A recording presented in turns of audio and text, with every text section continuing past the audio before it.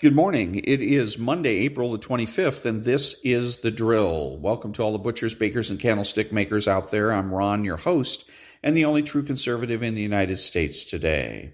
So today, after the Daily Declaration for Spiritual Warfare, the Pledge of Allegiance, and the Star-Spangled Banner, we will have No Free Lunch, Chapter 4, more on Chapter 4, from The Collapse of Parenting, and Easter Miracle, from the book Tales from My Bicentennial Year. All that and more when I come back.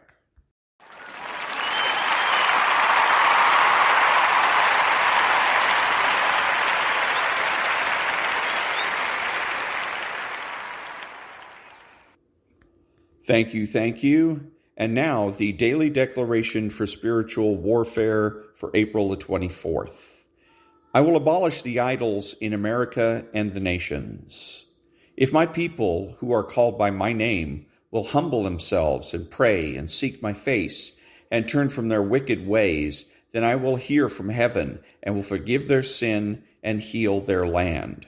I will hasten the day when I alone shall be exalted in your land, and everything proud and lofty shall be brought low. The loftiness of man shall be bowed down, and I alone will be exalted in that day. I will utterly abolish any false idols, that the glory of my majesty may be seen. My anger will be kindled against the idols that speak delusion, and the diviners who envision lies and tell false dreams. I will bring shame upon all idolatry, and will strengthen my faithful servants. 2 Chronicles chapter 7, verse 14, Isaiah chapter 2, verses 11 through 18, and Zechariah chapter 10, verses 5 through 6. Prayer declaration. Lord, cause our nation to humble itself and to pray and to seek your face and to turn from their wicked ways. Forgive our sins and heal our land. Sprinkle this land with clean water and cleanse us from all filthiness and idols. Let all false gods and idols be removed from the land in the name of Jesus. Let America renounce her uncleanness and enter back into a covenant with you that she will put no other gods before you, O Lord. And that was the Amen, and that was the Daily Declaration for Spiritual Warfare for April the 24th.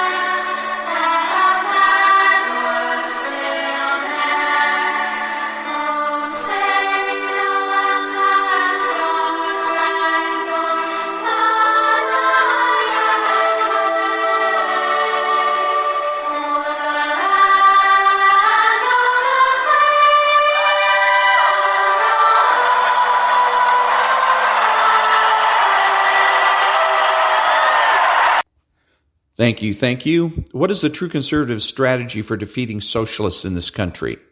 Number one, we must properly define conservatism. Then we must organize all potential conservatives under that definition. Once organized, we must dominate American culture. Dominating American culture means that we must rid ourselves of all the various cults the left has foisted upon us in this country. We rid ourselves of the left-wing cults by promoting value. What are the universal values? Number 1, life. Number 2, privacy. Number 3, time. Number 4, sanity. Number 5, productivity. We defeat promiscuity by promoting family and privacy. Socialists must be driven from positions of power. And since it is lefty counterculture that provides the foundation for their political success, true conservatives must resist left-wing counterculture and promote normal American culture. By changing our culture, we will change our politics. And we change the culture by getting married, creating a family, and raising our children.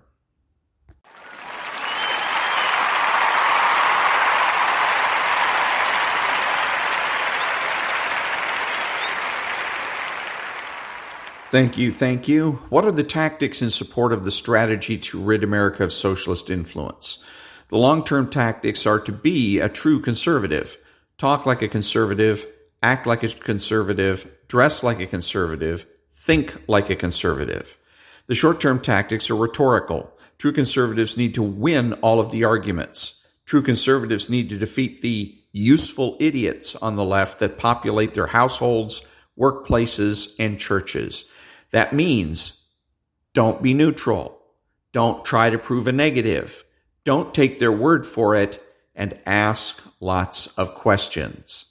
The useful idiots are the people that simply repeat the latest talking points.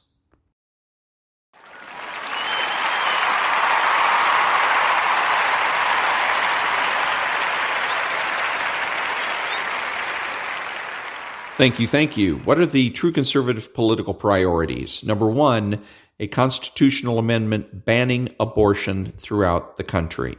Number 2, make nuclear, chemical, and biological weapons obsolete.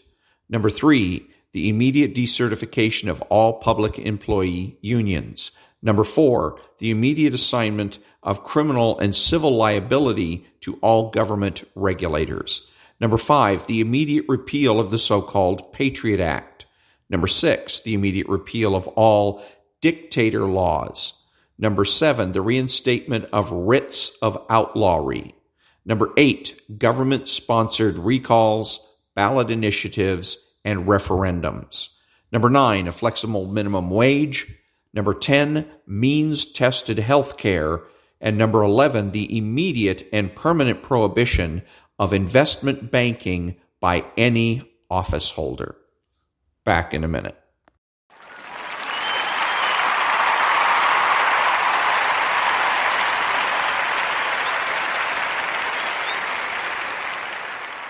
Thank you. What are the true conservative cultural priorities?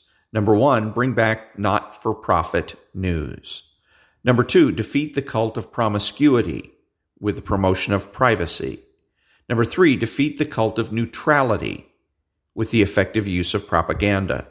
Number 4, defeat the cult of personality by emphasizing character. Number 5, defeat the cult of imagination, psychology, and Hollywood with religion and research. Number 6, defeat the cult of reinvention by admitting one's mistakes. Number 7, defeat the cult of death, abortion, infanticide, and assisted suicide. Back in a minute.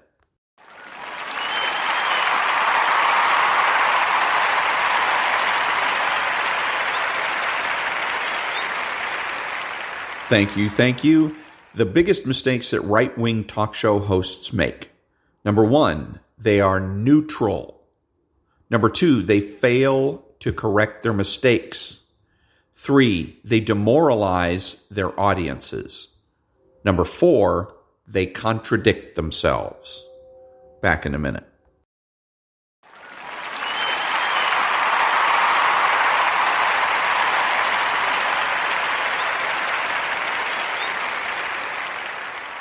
Thank you. Left-wing, right-wing vocabulary. The left says, going forward. The right says, from now on. The left says, homeless. The right says, squatter. The left says, migrant. The right says, fugitive. The left says, eliminate. The right says, reduce.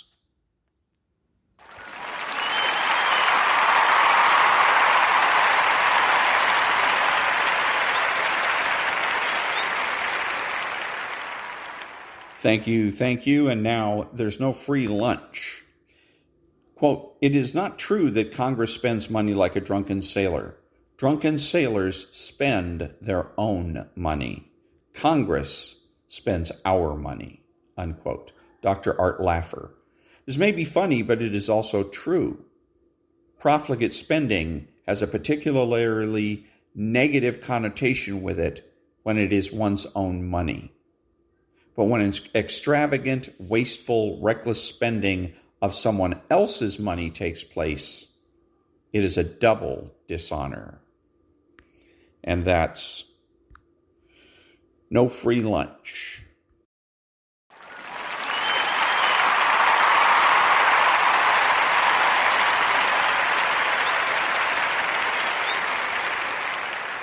Thank you. And now, the collapse of parenting.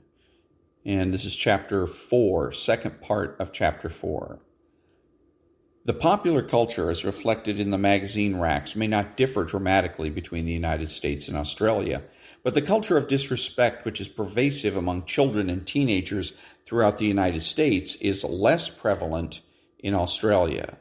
In the United States, you will find kids in almost every classroom who disrespect the teacher or who are actively trying to undermine the teacher's authority.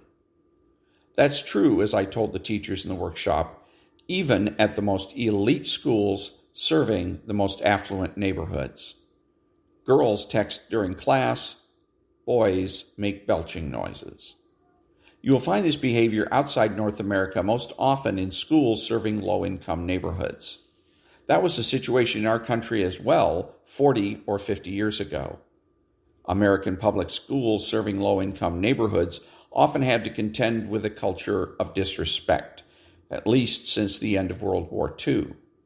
Movies such as The Blackboard Jungle in 1955 and To Sir with Love 1967 depict the culture of disrespect in schools serving low-income neighborhoods in the United States and in England. These movies may have been popular in part because the disrespectful culture they depicted seemed so foreign to middle-class moviegoers. Today, movies such as To Sir with Love seem quaint. The pranks those students played on Sidney Poitier's character seem playful in comparison with the mayhem that American students now commonly inflict on their teachers. When I mentioned this recently to an American friend who has lived in England as well as in the United States, she replied that yes, perhaps American kids are less well-behaved and more disrespectful compared with kids in England or Australia. But she argued that the bad behavior of American kids is the price we pay for the greater creativity of young Americans. She's assuming that young Americans are more creative than young people in other countries. But is that assumption correct? Are young Americans, in fact, more creative than young people in other countries? Let's consider this notion of American creativity. Irish author Eamon Fingleton observes that American global supremacy in creativity and innovation is a relatively recent phenomenon. Ralph Gomery, former head of research at IBM, told Fingleton that up until the 1930s, the United States was regarded as an adapter of other nations' technologies. In other words, prior to World War II, the United States played the role which has been played in more recent decades by East Asian countries. The half-century between 1945 and 1995 was the great era of American creativity and innovation. In the first half of that period, from 1945 through roughly 1970, Americans truly did lead the world in transportation, manufacturing, agricultural sciences, and food production and communications. In the second half of that period, from 1970 through the mid-1990s, researchers at American universities and in private corporate research and development departments continued to lead the world in each of these fields, as well as in the newer fields of biotechnology, computing, and information technology.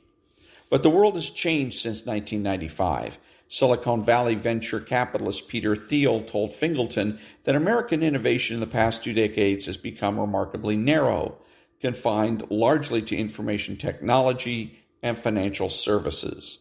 For innovation in transportation, manufacturing, and even biotechnology, the leaders are now in Western Europe and Asia.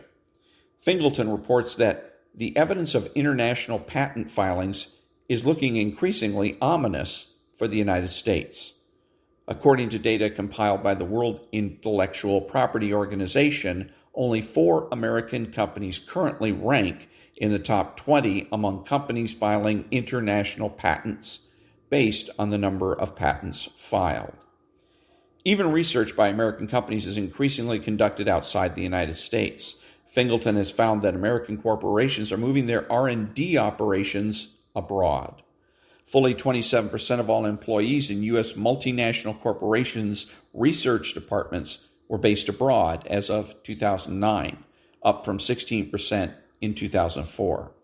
Fingleton interviewed Paul Michael, a former federal appellate judge who is an authority on patent law. Intel is launching a huge new R&D operation in China, larger than anything the company now has in the United States. The patents developed in the new facility will be registered in the name of Intel, which is an American company. But, Michael observed, most of the staff in these labs will be Chinese, and undoubtedly many of the resulting manufacturing jobs will be located in China. The United States now ranks number 11 in the world in the filing of international patents per capita behind Denmark, Finland, Germany, Israel, Japan, Luxembourg, the Netherlands, South Korea, Sweden, and Switzerland. Back in a minute.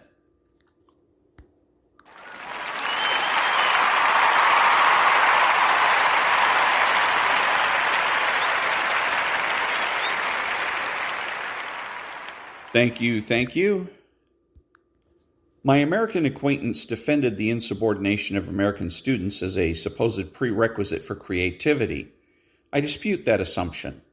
The golden era of creativity for young Americans was 1945 through 1970, when U.S. students were much more likely to be respectful and deferential to teachers. The college campus sit-ins and demonstrations of the 1960s were for the most part politically motivated, often organized around opposition to the Vietnam War. And even the largest demonstrations engaged only a small fraction of the population. The silent majority of Americans during the 1960s stayed home watching the Andy Griffith Show or Gidget. The silver era of creativity spanned 1970 through 1995, when the attitude of American students toward teachers was still much more respectful than it is today. The marked rise of the culture of disrespect over the past 2 decades has actually been associated with a decline in American creativity. Kyung-Hee Kim is an educational psychologist at the College of William and Mary who has analyzed results from the Torrance tests of creative thinking. Kim finds that the creativity scores of American children have diminished steadily over the past 2 decades. According to Dr. Kim, that means American kids have become less emotionally expressive, less energetic, less talkative and verbally expressive, less humorous, less imaginative, less unconventional, less lively and passionate, less perceptive, less apt to connect seemingly irrelevant things, less synthesizing, and less likely to see things from a different angle. The culture of disrespect is not essential to creativity. The evidence suggests that the culture of disrespect actually undermines true creativity while strengthening same-age peer conformism. I recently visited an American school serving an affluent neighborhood. The teacher was trying to create a more courteous and orderly atmosphere in the classroom. She explained that she would no longer tolerate students interrupting one another or interrupting her. As she was talking, one of the boys in the back of the class belched loudly and then said, "Oh, just shut up." You see, that's exactly what I'm talking about, the teacher responded. That was an uncalled for interruption. That is rude. Oh, I'm sorry, the boy said. Please shut up. Other students, both girls and boys, giggled.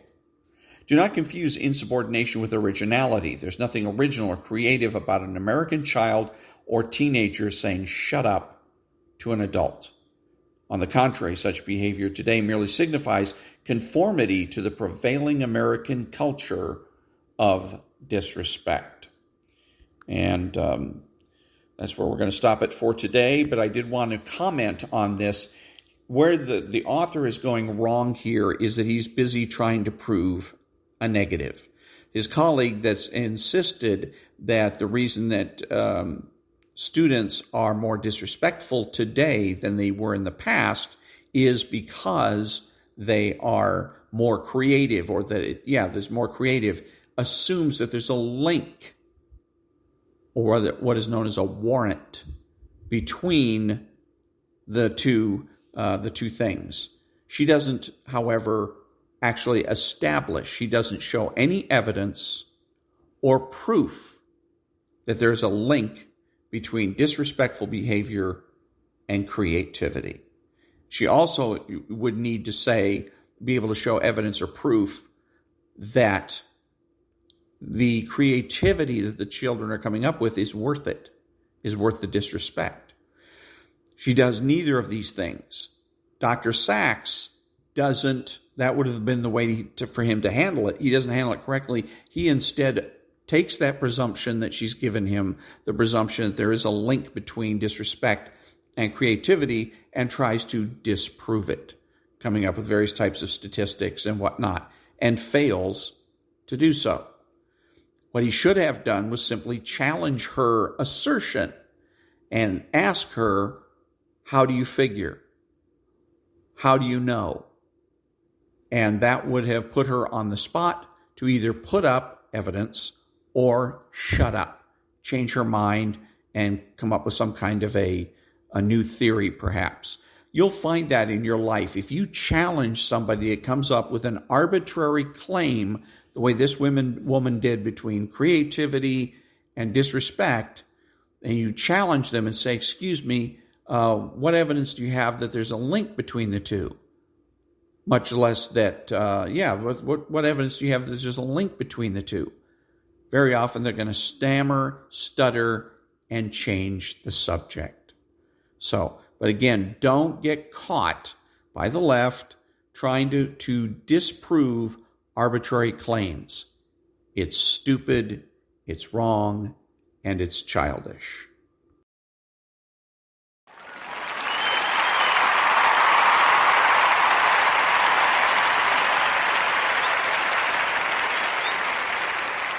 Thank you. And there is new evidence that young Americans are studying less at college and learning less at college than they did a generation ago. Researchers Richard Aram and Josipa Roxa studied a wide range of students who were tested during their first year at college and in their final year at college.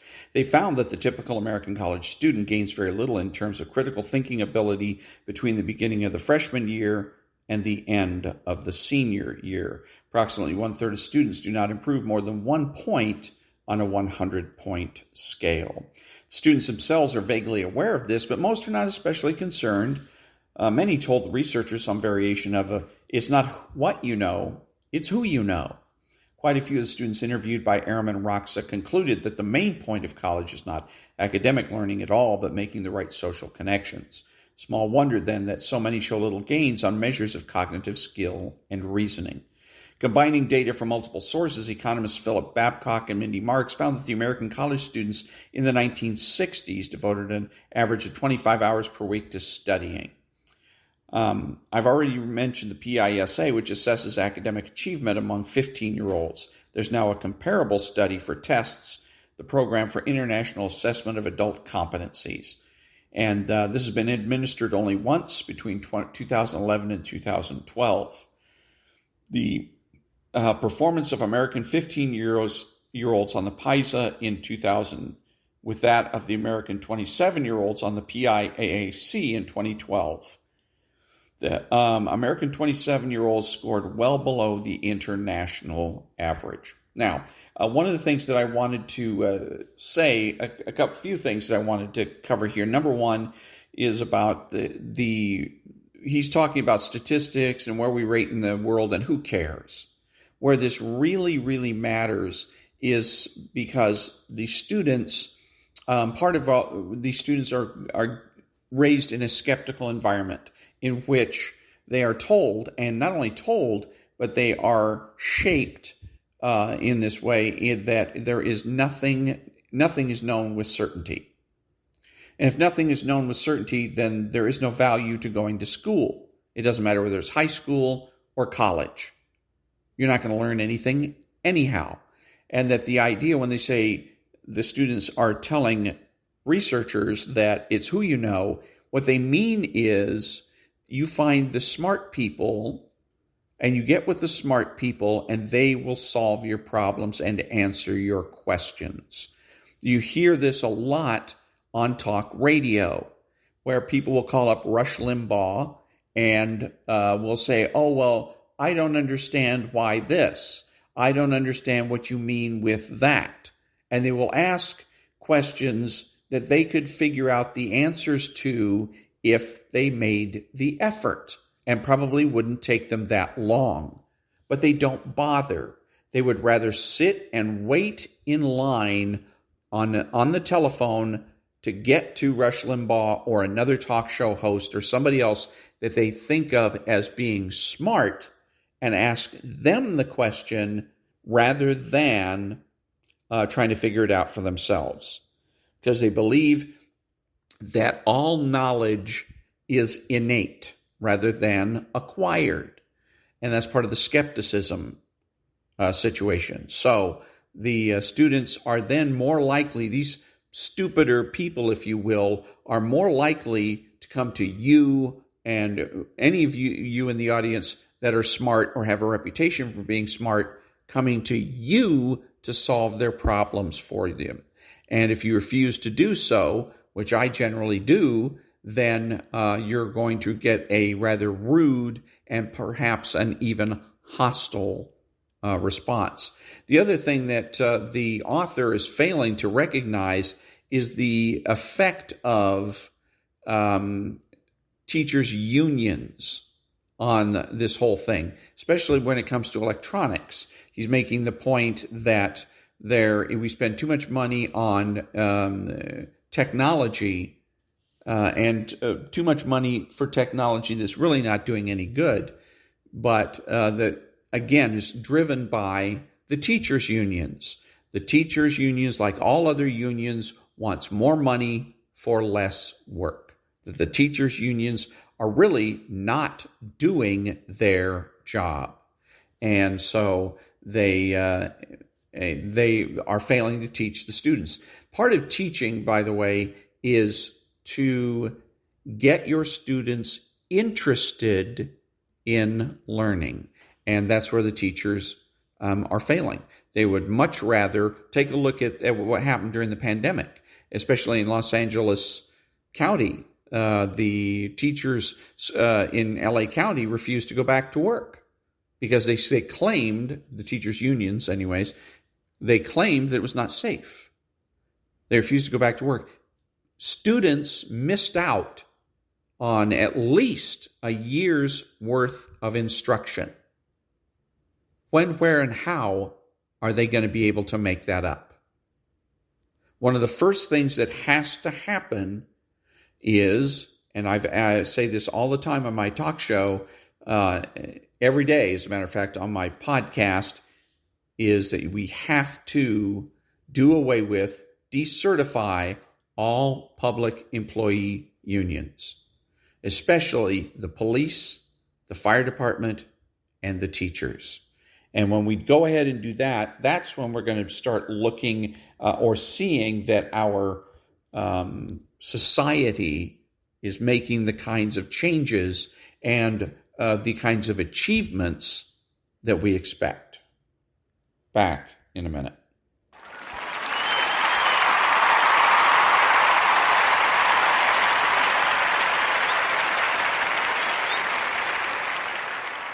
Thank you, thank you. One more thing on the from the collapse of parenting is that the culture of disrespect doesn't stop at the school line. The kids, as he's shown, given examples of, are frequently disrespectful to their own parents.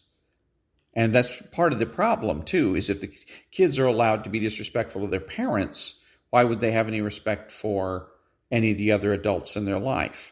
But the other thing is, in terms of what can be done about this, is peer pressure. So that means you, as a responsible parent, a responsible, true conservative parent, you don't want to let these people in your door. You don't want to let these kids in your house. Because more than likely, if these children are disrespectful to their parents, to their teachers, they're going to be also disrespectful to the parents of their friends. So if these kids come walking into your house and start giving you a bunch of disrespect, and you allow it to happen and to continue, you are not truly conservative. Because what you should be doing is either taking those children and dropping them off, or calling their parents to come and pick them up, and then tell the parents, I don't want to see this child on my doorstep or in my house or on my property ever again. I don't want to see you on my doorstep or on my property ever again. Get lost. When enough parents that want to play this stupid game of pretending to be their child's friend lose enough relationships with other parents, they will change their tune. Back in a minute.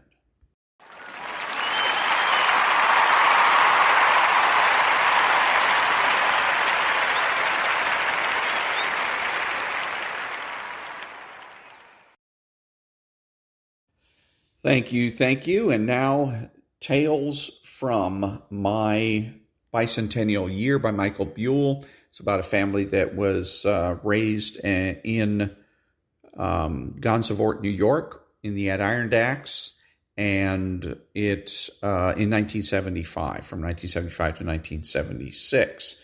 So when we last left these characters, most of this is told from all of it is told from this perspective of the boy named Mike. I imagine it's Mike Buell's when he was a kid. But anyways, from a child named Mike from the family.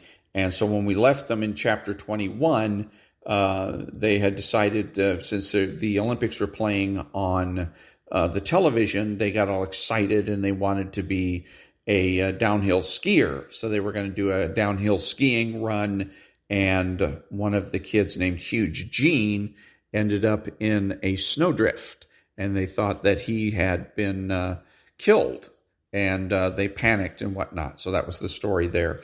Now, chapter 22, An Easter Miracle. Spring has always been a nice time of the year for me, especially in the foothills of the Adirondacks. We would go months with the white of snow on everything. The only green you saw was the mammoth pine trees that towered over all like they were guarding the mountains. This winter had dragged on and on. We had such a cold spell that winter that your spit would freeze. I think we had a period of 2 weeks or so when the temperature didn't go down or didn't go above zero. The amazing thing was that the town and schools were so used to the snow and cold temperatures that life just seemed to go on. People would shovel the driveways and walkways. The store owners would scrape away the ice from the front of the store. The big yellow snow plows would plow the snow off the roads. People went to work, went to the store, went to school, and moved on. What else could you do? You had to live life, my dad would say. People just didn't seem as happy, though, in the latter part of winter. I mean, in the early part of winter, you had Thanksgiving, and then Christmas, and New Year's. You had a reason to be all happy. You got to miss a little time from school or work. You were busy making or buying presents. The kitchen always smelled like cookies or something. The grown-ups were happy to see the snow. if for no other reason than Santa needed snow for his sled and reindeer. I asked a few times about how Santa got toys to the girls and boys in Florida, where there was no snow, but I never got a clear answer on that. After those big days came and went, snow was just snow. The mere mention of snow started to take on bad connotations. Heck, even Bob Kovacic, our local TV weatherman out of Albany, used different words to describe the weather. Before Christmas, he would say, "Looks like over the next few days it will snow 6 to 8 inches each day. It should make for a wonderful glow and a nice shiny pathway for Santa. The temperature will reach a high of 15 over those same days. A little brisk, but perfect for this time of the year." After Christmas, more of this nuisance snow, several inches each of the next few days. It will be wet and heavy snow, the real dreaded snow of the season. Temperatures will remain bitter and miserably cold, with highs only in the mid-teens. I guess, unless you live up north, you really have no idea how depressing winter gets after it's been around for a while. It just keeps snowing and life keeps going forward. Heck, I swear we could go weeks without seeing the sun. Can you imagine days and days of gray skies and a constant light snowfall? With spring coming, you could usually see a bounce in everyone's step. Bob Kovacic was back in a good mood. "Oh boy, we're starting to warm up. We might reach the mid-40s and mostly sunny this weekend." A week or so later, warm breezes are working their way up into the foothills of the Adirondacks. With a bright sun, we could be hitting 60 degrees soon. Heck, my dad wouldn't have to worry about snow slowing him down when getting to work. No longer did I have to worry about shoveling driveways. Best of all, baseball was right around the corner. We had already been playing some pitch and catch on the road. I did like this time of the year. You could look down on our little valley and see the greens, yellows, blues, and reds of spring erupting like a volcano of colors all up and down the valley. There was a special patch in our woods that had these little yellow flowers that cascaded down the sides of pastures and spilled over the woods that rolled down the ridge between the upper and lower pastures. We called them buttercups. I liked the buttercups, mainly because Cicada really liked them. She said that each little buttercup had a little bit of summer in its cup. At school, during recess, she would hold up the yellow buttercup flower under my chin and peer at the underside of my chin a little bit. "Yep, you like butter," she would proclaim. "I saw yellow on your chin. That means you like butter." I was not about to argue with her. I thought it was a weird trick, but I love butter anyways. And why get into it? She was paying attention to me. I held one under her chin, but for the life of me, I could not see any yellow or butter. But I sure as heck said I did. She loved it. Father H. had called my mother on Saturday and said that I had to get to the church early for Mass because it was Palm Sunday and he wanted to go over things with me and Mike C. Father H. was always happy at holidays. He would get a double audience. Palm Sunday was always a good crowd, but it was nothing compared to the Easter Sunday crowd. Heck, for the Easter Sunday crowd, we had to put folding chairs all along the side of the cramped church, down the entryway and out the doors. Father H. pretty much got to see the whole town and all of their relatives. On crowded holidays like this, Father H. would ask Mike C.'s brother, Little John, and his football henchmen to pass the baskets for collection. Little John and his buddies would be all nice, church-looking and everything, and I'm sure polite to people as they passed the basket down in each aisle. At the end of the rectangular basket was a long handle that reached all the way back to Little John in the aisle. He would move the handle towards him or away from him to reach whoever in the pew was putting money in it. He would collect from that pew and move down to the next pew. Father H. liked Little John and his gang to do this. I'm sure it's because of the special technique they used. Little John would hold the basket in front of the dad, The dad would drop $1 or $2 in it, and little John was supposed to move to the next person. This was standard practice for thousands of years. That's not what little John did. He would pass the basket down to the dad, and the dad would put the $1 or $2 into it. Then, little John, for a brief few seconds, held some power over this dad. Little John declared himself to be judge and jury regarding the case of, did this dad give enough money to God? If little John decided you did, he would simply move the basket down to the next person. If little John decided you did not, he would hold the basket in front of the dad and wiggle it a little bit. This would force the dad to search his wallet and give more. I swear, I once saw him do this 5 times to some poor man. Mike C. and I were busy stacking the palms for the church people on a large table in the entranceway. Father H. wanted them stacked so that they looked nice. I'm not exactly sure how you stack palms nice, but we laid them out with the cut end facing the entranceway and the frayed end facing the church. This way you could walk in and grab the end and walk away without getting all tangled up. My mother and sisters had gotten there a little early as well to help with the mass and decorations. Mike C. and I had written our bikes down earlier. Father H. told us to go into the small sacristy and bring him the incense holder. You see, on Palm Sunday, Father H. liked to start the Mass outside on the lawn by this old statue of St. Therese. He would say a few prayers out there, and then everyone would proceed and follow him in. All the while, he was swaying the incense around with smoke going everywhere. I always loved the smell of incense. Some people hated it. They would hold kerchiefs over their mouths so they wouldn't get any of the smoke. I loved it. I would breathe it in deep, and it gave me a spiritual feeling, in a way.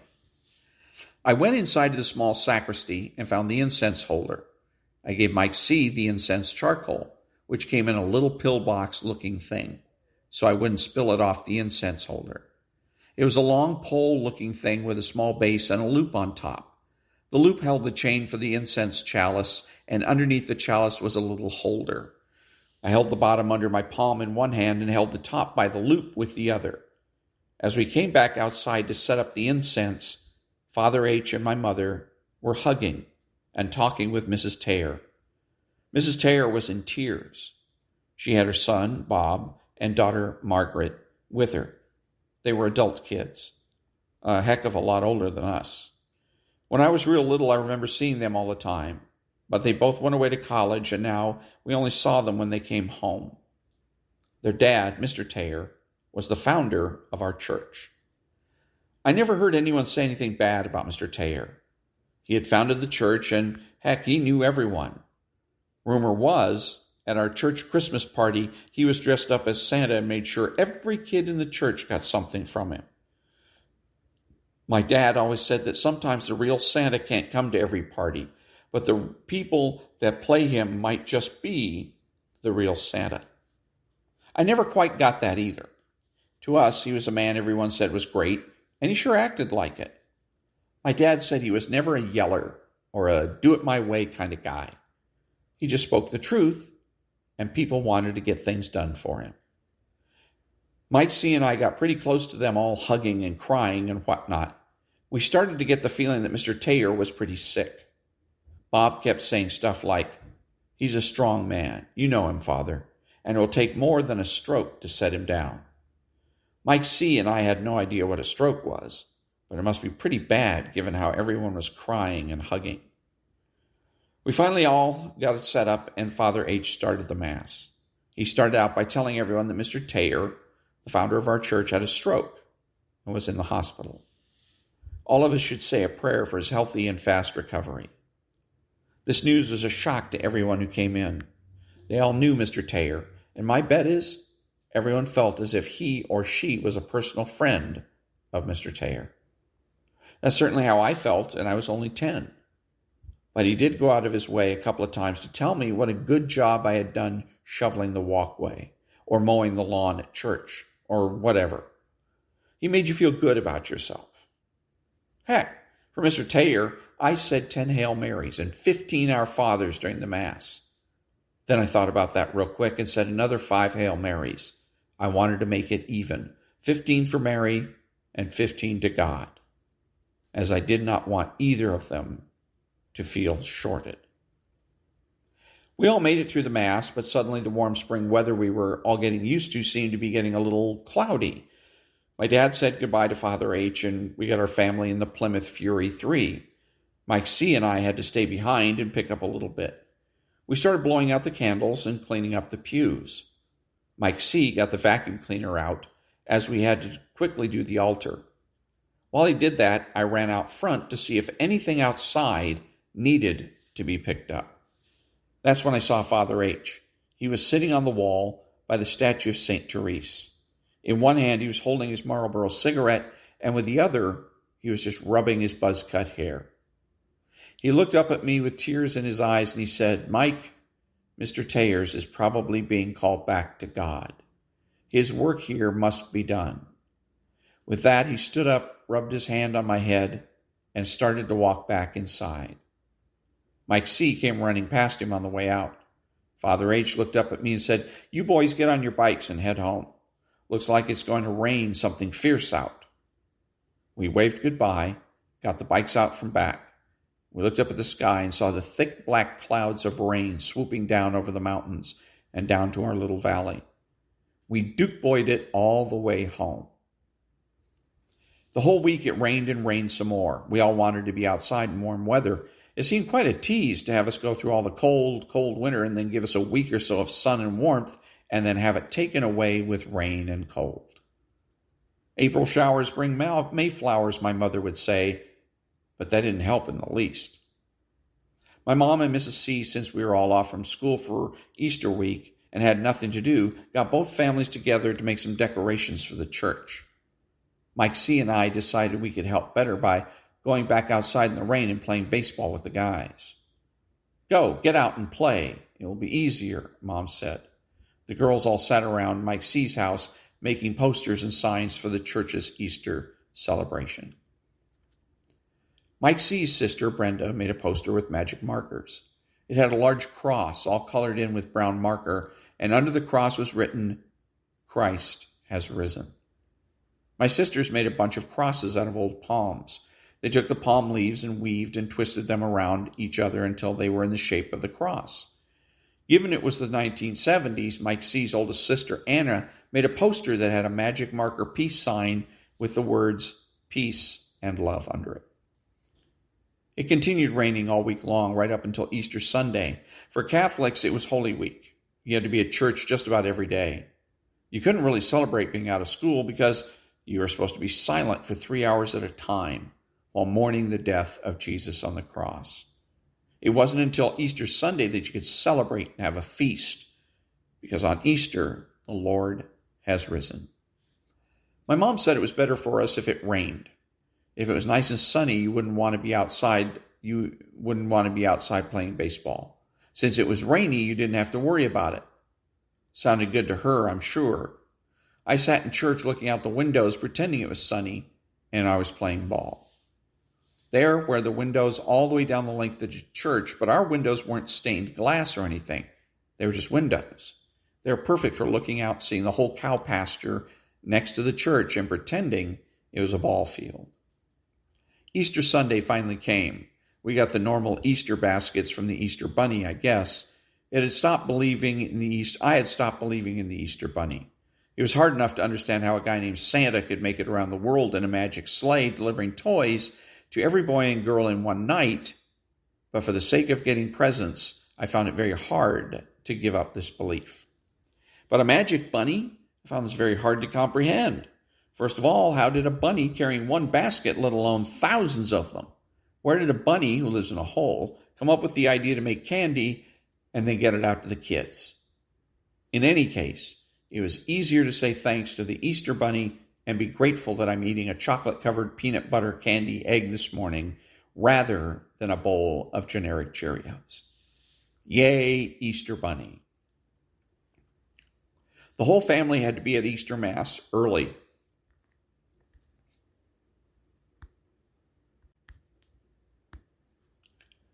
My dad did the readings and had to practice. My mom and the girls had to set up all the decorations they made this week. I had to altar boy, and so, of course, I had to be there early. So we all got ready, and as quickly as you could when you only had one bathroom and all the kids had eaten 12 pounds of chocolate this morning. We all piled into the Plymouth Fury 3, and away we went, arriving a good hour or so before the Mass was supposed to start. Mike C. and his family were right behind us in the parking lot. Mike C. and I raced through the rain to be the first one in the church. Father H. set us right to work. We had to get all the folding chairs out and in place for the crowds of people who came to Easter Mass. My mom and Mrs. C. and the girls were busy hanging their posters up. Brenda had put her big magic marker cross in the very first window of the church right up by the altar.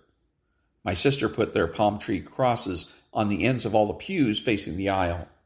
Anna put her peace and love poster on the door to the church. Some of the church ladies brought in flowers in pots and put them on the altar. Father H. got all set up just inside the church doors and was busy shaking everyone's hand and saying hello to people.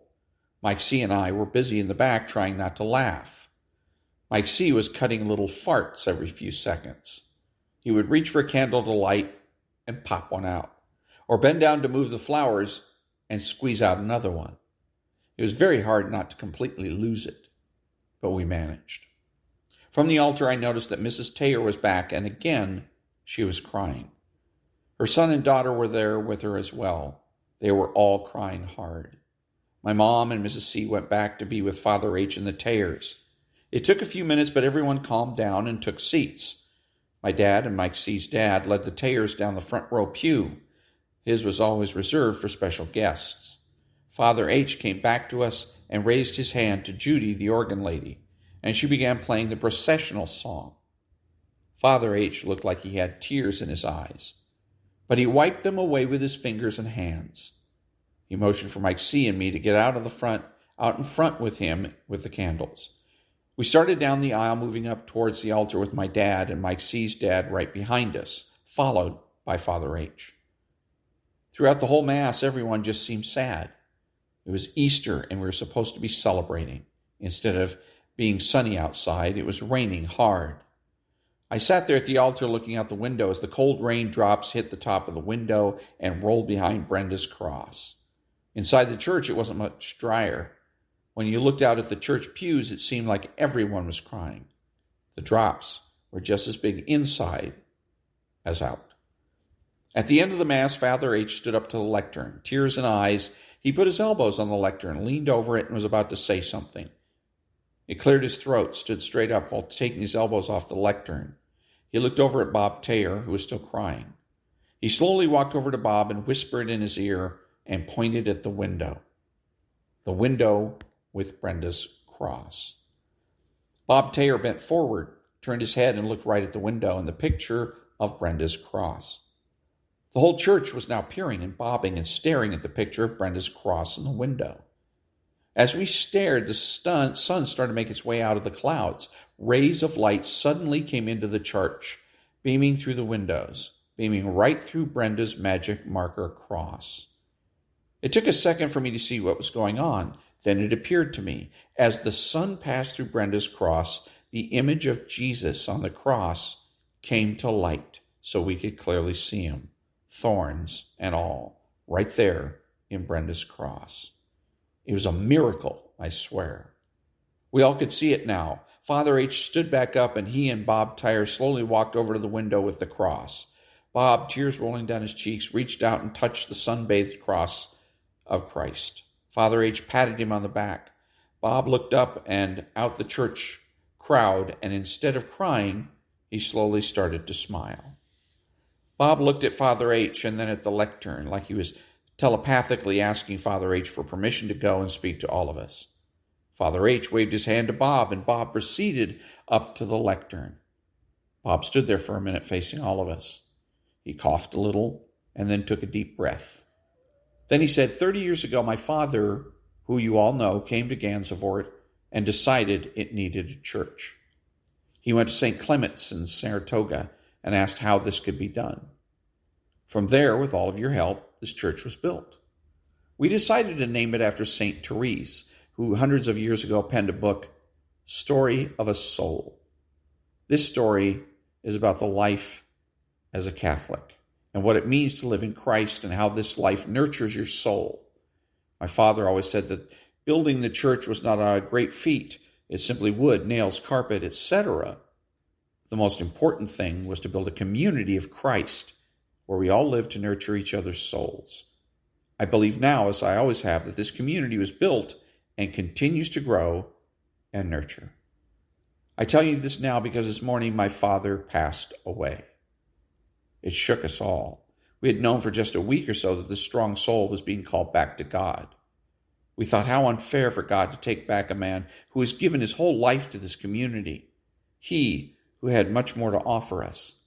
But I see today, after seeing this miracle of Jesus showing up on the cross in that window, that thought was a selfish one. God is not being unfair to us. God gave us my father for a good long while to help us build this community and this church. We should celebrate today, as we always do on this day. I'm not comparing my father to Jesus because there is no comparison. I am simply saying that God has shown us that to serve others, as my father did, is the greatest reward. I now know that my dad is sitting next to God and watching us, smiling as he always did at all of us, proud of all of us, wishing, hoping, and knowing this community of souls will continue its mission. With that, Bob left the altar, hugged Father H., then he took his mom and his sister by the arms and helped them up and started to walk out of the church. Mrs. C spoke up and asked, "Bob, haven't you forgotten something?" Bob stopped and turned around with a quizzical look on his face and said, "What? What do you mean?" Mrs. C walked over to Bob, hugged him, and said out loud, "You have forgotten our love." Everyone laughed lightly, and the whole church got up and hugged them all. And that was chapter 22, Easter Miracle, from the book called My Bicentennial Year, Tales from My Bicentennial Year, from Michael Buell. Back in a minute.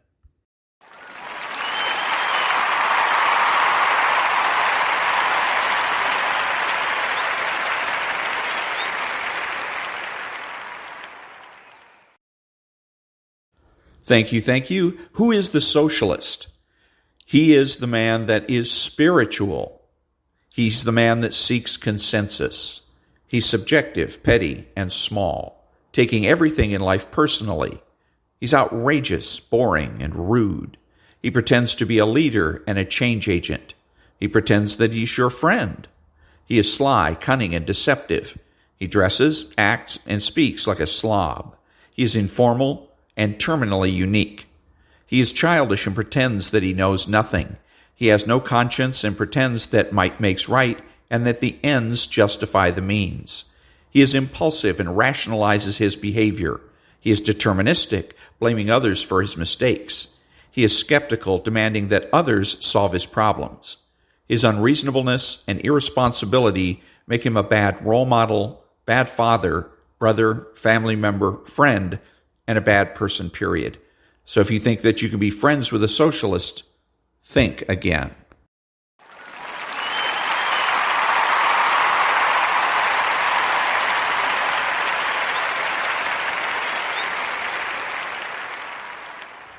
Thank you. I'm Ron, your host, and the only true conservative in the United States today, bidding adios to all of the butchers, bakers, and candlestick makers, and reminding you to listen to the John and Ken Show on KFI AM 640, Monday through Friday from 2 p.m. to 6 p.m. Pacific Time. Also, KFI needs to bring back Brian Suits and his show, The Dark Secret Place. Hashtag bring back Brian Suits. Until next time, be honest, be smart, be beautiful, and remember that the left has no authority, no power, and they can't win.